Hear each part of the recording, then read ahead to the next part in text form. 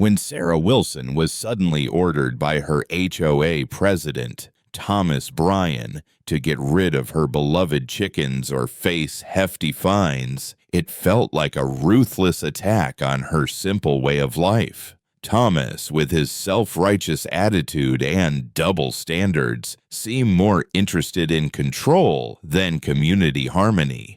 But Sarah's discovery of her home's historic farmstead status turned the tables in a way no one expected. Just wait until you see how this fierce battle ended, with justice triumphing over tyranny in the most satisfying way. When Sarah Wilson first set foot in Riverdale, she felt an unexpected wave of peace wash over her. The suburb was everything she had hoped for. Tree-lined streets with well-kept homes, neighbors who waved as they passed by, and the kind of quiet that allowed her mind to finally rest. After years of city noise and constant rush, this small community promised a chance to slow down, to breathe. Sarah had always loved the idea of living close to nature, even within a neighborhood. That was why, before moving in, she had made one small, heartfelt decision to keep a few chickens in her backyard. They weren't just animals to her, they were companions. She named each of them with a mix of humor and affection. Rosie, Pearl, Betsy, and Henrietta, the girls, as she called them. Their gentle clucking and soft feathers became a kind of daily joy. Early mornings meant fresh eggs and a quiet moment on the porch, watching the sunrise with a warm cup of coffee in hand. Her yard, a modest patch of green behind her house, was her sanctuary. She spent weekends planting flowers, tending to herbs, and building a cozy little coop for the chickens. It was a small farmstead nestled in a suburban world, a place where Sarah felt grounded, connected, and, most importantly, at home. But all of that calm unraveled one ordinary Tuesday. That afternoon, as Sarah checked the mail, she noticed something different. A thick envelope with the distinct logo of the HOA, Homeowners Association, printed clearly on the front. She hadn't expected anything from them, since until now, her relationship with the neighborhood had been quiet and friendly. She smiled to herself, thinking maybe it was a notice about a community event or a friendly reminder. Instead, the letter inside delivered a blow she hadn't seen coming. The HOA demanded that she remove her chickens within 14 days. The reason was simple and strict. Her backyard poultry were a violation of community rules. The letter warned that failure to comply would result in a fine of $200 for each day the chickens remained on her property. The tone was formal and unforgiving, with no room for discussion or exceptions. Sarah stood frozen, the letter trembling slightly in her hand. Her mind raced to make sense of what she was reading. How could this be happening? She had moved here to find peace, to enjoy the little things she loved, not to be chased out of her own yard. The neighborhood had always felt welcoming. She had exchanged smiles and hellos with neighbors on the street, shared homemade pies at block parties, and even helped the elderly Mrs. Carlson with her garden last summer. This letter felt like a thunderclap, shattering the quiet calm of her new life. The more Sarah thought about it, the deeper her shock grew. The chickens had never caused a problem. They were quiet, clean, and well cared for. No complaints had ever reached her ears. How could the HOA justify such a harsh ultimatum? The idea that something so small and dear to her could be branded a nuisance by faceless officials felt like a betrayal. In the days that followed, Sarah kept the letter pinned to her refrigerator, a constant reminder of the challenge ahead. She couldn't help but notice the looks of sympathy from her closest neighbors, who, though wary of confrontation, whispered their support behind closed doors.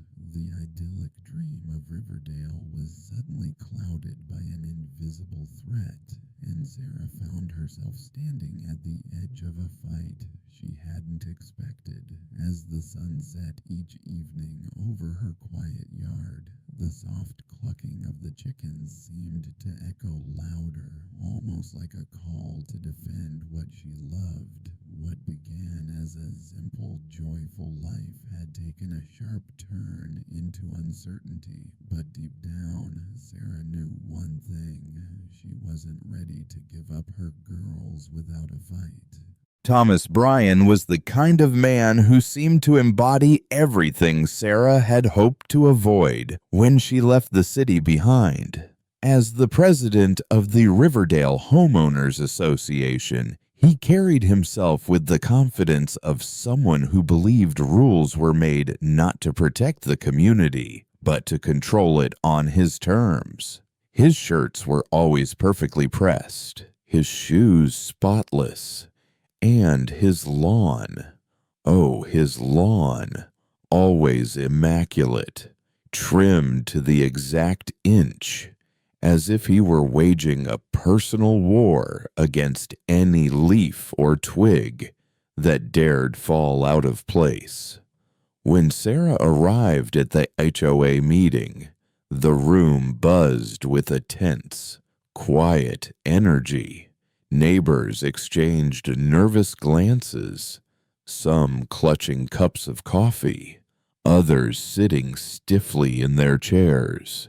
The stakes felt higher than she had imagined. She saw Thomas enter with that familiar smug smile, half charming, half condescending, as if he already knew he had the upper hand. "Good evening, everyone," Thomas began, his voice smooth but cold. "We're here to discuss the growing concern about certain properties not complying with our community standards." His eyes flicked to Sarah, who sat quietly near the front. "Specifically, the issue of backyard chickens." Sarah braced herself with a practiced smile that didn't quite reach his eyes. Thomas continued, "Chickens are unsanitary. They attract pests, create noise, and, frankly, they spoil the neighborhood's aesthetics." His tone was clinical, dismissive, as if discussing something unpleasant that needed to be swiftly eradicated. But Sarah knew this wasn't just about rules or cleanliness. It was about control. As Thomas spoke, she looked around the room and noticed the subtle nods of agreement from some neighbors, perhaps out of politeness or fear of upsetting the HOA president. But she also caught quiet whispers of doubt and sympathy. No one wanted a fight, but the unfairness of it all was hard to ignore. What made Sarah's blood boil was how hypocritical Thomas's words sounded. Everyone in Riverdale knew he was quick to complain about the slightest disturbance, whether it was a lawnmower early on a Saturday or kids playing too loudly at dusk. Yet, somehow, he never seemed to notice the incessant barking of his own dog, a noise that echoed late into the night from a house 3 doors down. It was an open secret, but no one dared call him out directly. This glaring double standard fueled Sarah's frustration. How could one person's convenience become the yardstick for everyone else's lifestyle? Why was her peaceful backyard now a battleground just because she chose to keep a few chickens? Thomas had turned the meeting into a theater of disdain, where neighbors were expected to bow to his judgment without question. But Sarah wasn't about to let it slide. She listened as he laid out the HOA's position with the precision of a man who enjoyed wielding power. The rules exist to protect property values, he said, voice dripping with authority. Allowing chickens sets a dangerous precedent. Next thing you know, someone might want goats or a pig. The room chuckled nervously, but Sarah felt only a deepening sense of injustice. For her, this was about more than property values or rules. It was about respect, about living authentically in a community she had chosen. The more Thomas spoke, the heavier the weight of his words felt pressing down on her hopes. She left the meeting with her heart pounding, anger simmering just beneath the surface. It wasn't just that her chickens were being banned, it was that her very way of life, the small joys she had built around those girls were being dismissed by a man who cared more about appearances than people. That evening, Sarah sat in her backyard watching her chickens peck gently at the grass. The contrast between their peaceful world and the harshness of the HOA's decree couldn't have been starker. Her feeling of injustice wasn't just about a rule, it was personal. And from that moment on, Sarah knew she wouldn't back down without a fight. The sting of injustice transformed into fierce determination for Sarah Wilson. She wasn't someone who would silently accept being pushed around, especially not in the home she had lovingly built. After that tense HOA meeting, she went home with fire in her chest and a plan forming in her mind. This wasn't just about chickens anymore.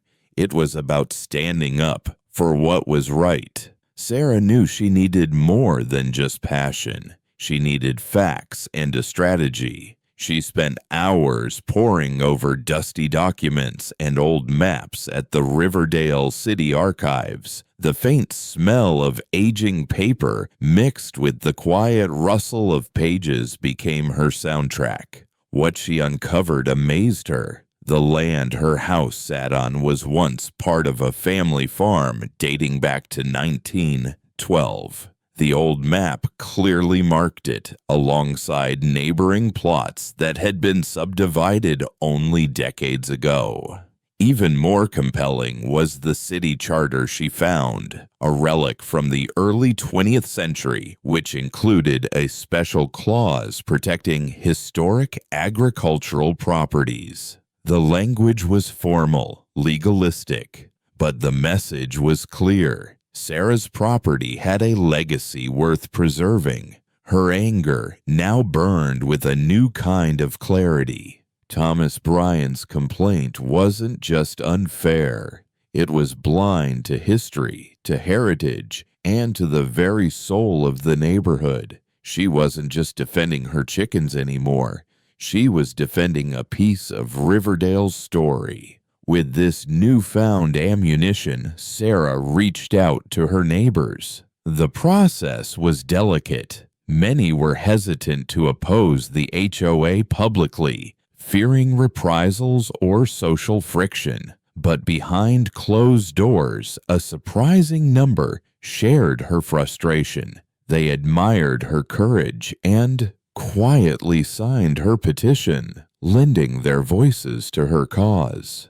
Sarah's small living room soon filled with stacks of paper and pens as she organized the signatures and drafted her formal request to the city. She was meticulous, knowing this could be the turning point. Next, she requested a meeting with Mayor John Reeves, a man known for his dedication to preserving the city's character, but also for his pragmatic approach to governance. When she finally sat across from him in his modest office, she laid out her story with calm resolve. The HOA's overreach, the chickens, the historic designation, and the support from her neighbors. The mayor listened carefully, his brow furrowing in concern. "Thomas has gone too far," he said quietly, a tone of genuine disappointment in his voice. "We need to respect our history, not erase it for the sake of convenience." Sarah left the meeting feeling a flicker of hope amid the anger that had fueled her all along. The very next day, the city council received the petition to designate her yard as a historic farmstead, a formal recognition that could shield her from the HOA's ban.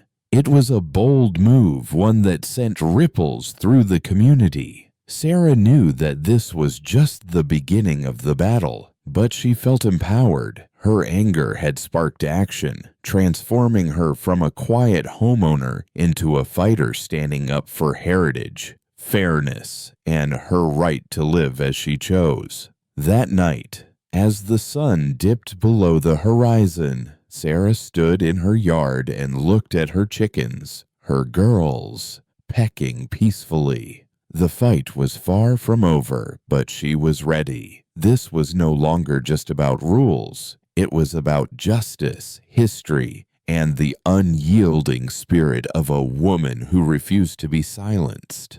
2 weeks later, the neighborhood gathered at the very community hall where just days before Thomas Bryan had stood with his usual air of entitlement, handing down demands and restrictions without question. But this day was different. The mood was electric with anticipation and quiet celebration. Sarah Wilson stood front and center, her eyes bright with a mix of pride and relief, as Mayor John Reeves took the stage. The mayor, a steady presence in the community, smiled warmly as he unfolded a certificate, the official seal of Riverdale gleaming under the lights. "Today," he announced, "we recognize the Wilson property as a historic farmstead, preserving a vital piece of our city's heritage." The crowd broke into applause, some neighbors exchanging relieved smiles, others nodding with newfound respect. Sarah's heart swelled as the mayor handed her the framed certificate. This wasn't just a piece of paper. It was a victory earned through courage, persistence, and the undeniable truth of history. With this official designation, Sarah gained full rights to keep her beloved chickens, affectionately known in the neighborhood as the girls, and any reasonable number of farm animals that fit the spirit of the farmstead. The HOA's earlier threats and fines were not only overruled but rendered meaningless in the face of the city's recognition. The Homeowners Association didn't just lose the fight. They were forced to acknowledge that Sarah's yard was a city landmark, a place of historical importance protected by law. As the ceremony ended, neighbors gathered on Sarah's lawn, their faces alight with camaraderie and shared triumph. Children laughed as the chickens wandered freely, pecking at the grass, unconcerned by the past turmoil. Some neighbors even shared stories of their own family ties to Riverdale's rural roots, rekindling a sense of community spirit that had felt suppressed by the HOA's rigid rules. In contrast, Thomas Bryan slipped quietly by, avoiding eye contact. His usual confidence diminished. The very people he tried to control now stood united behind Sarah, their support clear and unwavering. That evening, as the sun dipped low and cast a golden glow across the neighborhood, Sarah opened her back gate. The girls eagerly spilled out into the yard, clucking softly, exploring their reclaimed domain. Sarah watched them, a satisfied smile playing on her lips. This victory was sweeter than she'd imagined, not just for herself, but for the principle of fairness and respect for history. She thought back to the initial shock of receiving that harsh letter from the HOA, the simmering anger and frustration, and the long hours spent fighting for what she believed in. Now, all of it culminated in this moment, a testament to standing firm, speaking up, and never letting injustice go unchallenged. As the neighbors mingled, sharing laughter and congratulations, Sarah felt a deep sense of belonging. Her yard was more than a home. It was a symbol of resilience and the enduring bond between people and place. Justice had prevailed in Riverdale, and it resonated far beyond the boundaries of a single suburban block. For Sarah, the taste of victory was not just sweet. It was life-affirming.